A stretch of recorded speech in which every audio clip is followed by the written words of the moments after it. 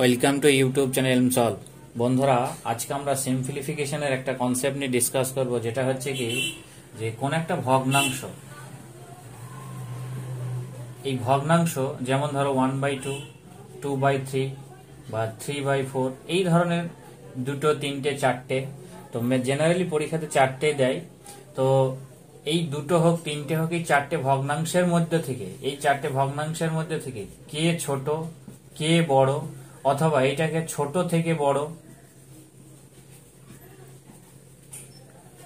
অথবা বড় থেকে ছোট, এইভাবে সাজালে কিরকম পাওয়া যায়। তা আজকের কনসেপ্ট হচ্ছে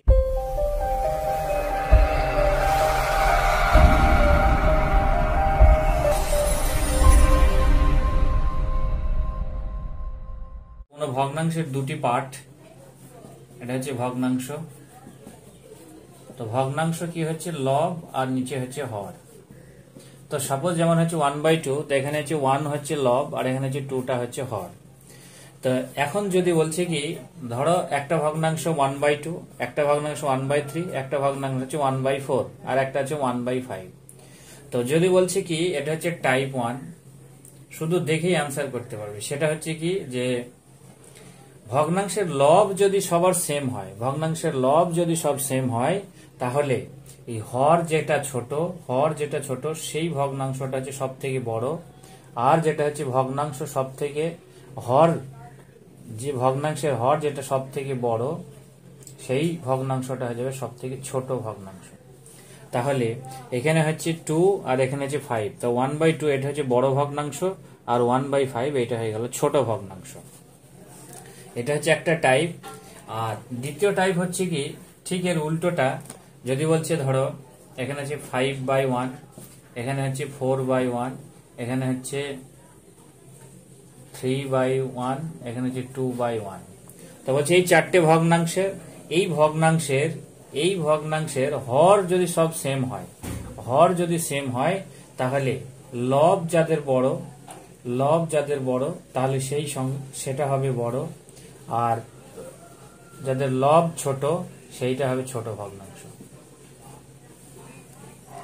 ঠিক আছে, বুঝতে পারলে? তাহলে কি আছে কি, লব যাদের বড় সেটা হচ্ছে বড় ভগ্নাংশ, আর হর যাদের, এই লব যাদের ছোট সেটা হবে ছোট ভগ্নাংশ।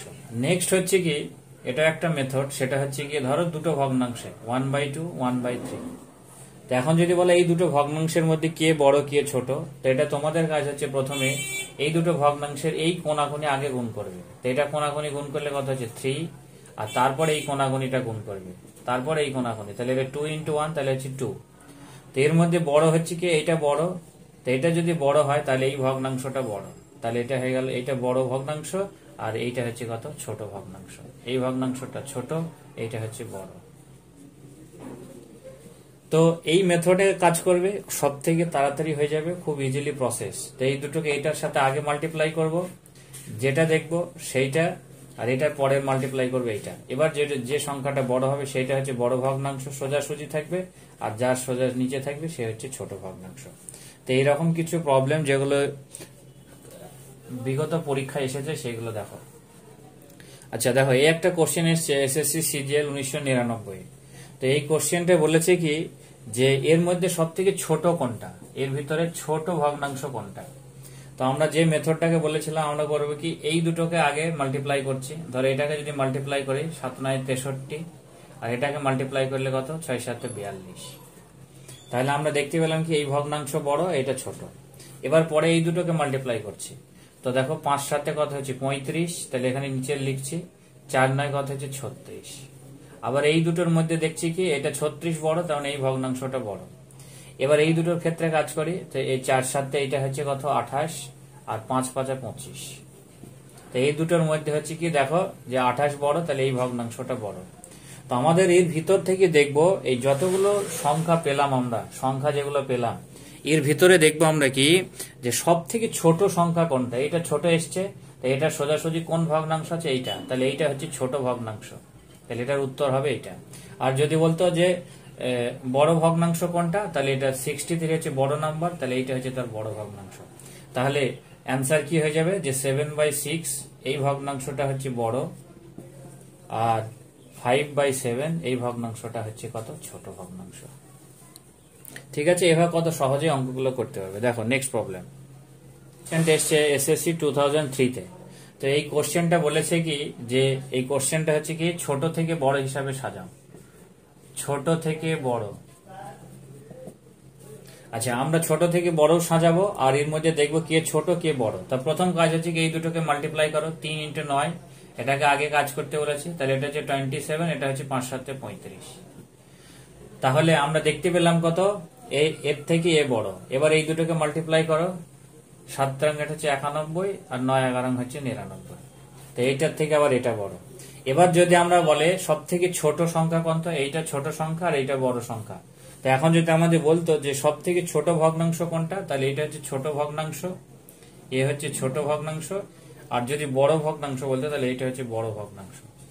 তাহলে আমরা দেখলাম ছোট থেকে বড়, তাহলে আগে ছোট, তাহলে ছোট হচ্ছে কোনটা 3/5, তার থেকে বড় হচ্ছে কত 7/9, আবার তার থেকে বড় হচ্ছে 11/13। তাই যদি বলে ছোট থেকে বড় তাহলে এইটা হয়ে যাবে, আর যদি বলতো বড় থেকে ছোট তাহলে এটাকে উল্টো করে লিখতে, তাহলে আগে বড়, তারপরেরটা হচ্ছে 7/9, তারপরটা হচ্ছে 3/5। তাই এইটাকে হচ্ছে লেস দেন সাইন বলা হয় আর এইটাকে বলা হয় গ্রেটার দেন সাইন। মাথায় রাখবে এই মুখটা যার থাকবে সে হচ্ছে এর আগেরটা থেকে বড়। তাহলে এই মুখটা এখানে আছে, তাহলে এই দুটো ভগ্নাংশের ভিতরে এ ছোট এ বড়, আবার এই দুটোর ভিতরে এ ছোট এ বড়। তো এইটা হয়ে গেল ছোট থেকে বড়, আর এ হয়ে গেল বড় থেকে ছোট। এটা হচ্ছে ছোট ভগ্নাংশ, এটা হচ্ছে বড় ভগ্নাংশ। তো এইভাবে করে আমরা প্রত্যেকটা প্রবলেম একে একে সলভ করবো। নেক্সট কোশ্চেন দেখো, এই একটা ভগ্নাংশ, তো এটা 2004 এসছে। তো এটার আমরা ছোট বড় আর ছোট থেকে বড়, বড় থেকে ছোট সবগুলো করব। তো সঙ্গে ফটাফট এটা গুণ করবে আগে 7, এটা হচ্ছে 12, আর এর ক্ষেত্রে যদি মাল্টিপ্লাই করি এটা হচ্ছে 20 আর এটা হচ্ছে 14।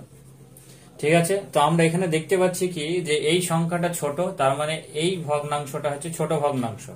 আর এখানে 20 ম্যাক্সিমাম নাম্বার আছে, তাহলে এইটা হচ্ছে বড়, তাহলে এইটা বড় ভগ্নাংশ, তো এটা 4/7। এবার তার মানে দুটো ভগ্নাংশের কাজ তো পেয়ে গেলাম, তার মানে এর থেকে এটা বড়, তাহলে মাঝখানে আর একটা পড়ে থাকছে 2/5। তো এটা যদি বলে ছোট থেকে বড় তাহলে 1/3, 2/5 আর 4/7 এরকম ভাবে লিখবো। এটা হচ্ছে ছোট থেকে বড়, ঠিক আছে।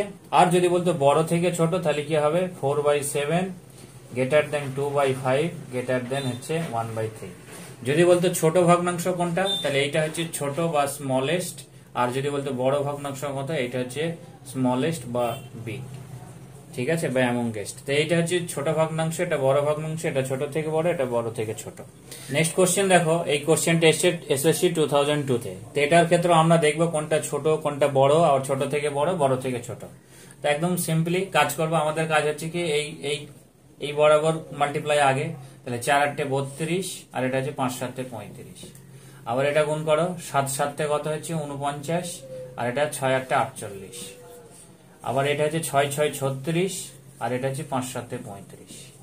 ঠিক আছে, তো আমরা সব থেকে নিম্নতম যে ভ্যালুটা দেখতে পাচ্ছি, তো দেখো এখানে হচ্ছে 32। ঠিক আছে, তো 32 নিম্ন, তার মানে হচ্ছে সব থেকে ছোট ভগ্নাংশ হচ্ছে 4/5। আর এক্ষেত্রে বড় হচ্ছে দেখো 49, এই নাম্বারটা আছে, তার মানে সব থেকে বড় ভগ্নাংশ হচ্ছে এইটা 7/8।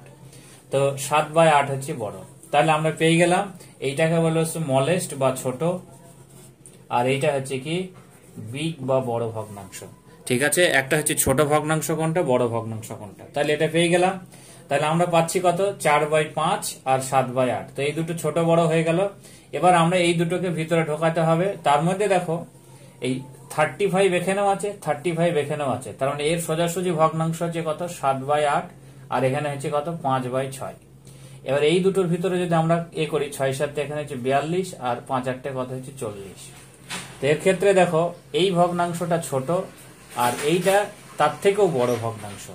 ঠিক আছে, তাহলে প্রথমে ছিল 32, তা যদি আমরা ছোট থেকে বড় হিসাবে লিখি তাহলে প্রথমে ছিল 4/5। এবার তারপরে 35 কাজ করলাম, তো 35 কাজ করে দেখলাম 5/6 তার থেকে বড়, তাহলে এখানে লিখলাম 5/6। এবার 5/6 হয়ে গেল। এবার কাজ হচ্ছে এই দুটোর ভিতরে আমাকে দেখতে হবে 7, 8 আর 6, 7 এর মধ্যে কে বড়। ঠিক আছে, তাহলে এর ক্ষেত্রে দেখো এটা তো হয়ে গেল। এবার আমরা দেখবো কত 7, 8 আর 6, 7। তাহলে এইটাকে যদি মাল্টিপ্লাই করি তাহলে কত 7 × 7 = 49, এটা হচ্ছে 6, 8 = 48। ঠিক আছে, এটা যদিও এখানেই হয়ে গেছিল এক্ষেত্রে। তো এইটা যদি দেখতে চাচ্ছি কি, দেখো এই 49 মানে এটা বড়, তাহলে এই ভগ্নাংশটা বড় আর এটা ছোট, তাহলে এর পরে আসছে কত 6/7 আর তারপরে হবে কত 7/8। ঠিক আছে, তাই এই গেল এই যে প্রবলেমটা, এই লাইনটা হচ্ছে কত ছোট থেকে বড় হিসাবে যদি আমরা সাজাই, তাহলে এইটা পেয়ে গেলাম। আর এইটা ঠিক উল্টোটা, উল্টোটা বলতে কি, যদি এখানে যদি বলতে বড় থেকে ছোট, তাহলে কত হতো যে 7/8, তারপরে হচ্ছে 6/7, তারপরে হচ্ছে 5/6, তারপরে হবে কত 4/5। তো এইটা হচ্ছে ছোট থেকে বড়, এটা হচ্ছে বড় থেকে ছোট, আর সব থেকে ছোট ভগ্নাংশ হচ্ছে 4/5, আর সব থেকে বড় ভগ্নাংশ হচ্ছে 7/8। তো এই ছিল আজকে সিম্পলিফিকেশনের যত ধরনের ফ্র্যাকশন বা এই ভগ্নাংশ দিক না কেন, ছোট বড় কোনটা বড় থেকে ছোট, এই ধরনের প্রবলেম দিলে অবশ্যই তোমরা করতে পারবে। তো এই ছিল আজকের কনসেপ্ট। Thanks for watching. আর এখনো পর্যন্ত যারা চ্যানেলটিকে সাবস্ক্রাইব করোনি, অবশ্যই চ্যানেলটিকে সাবস্ক্রাইব করে নিও।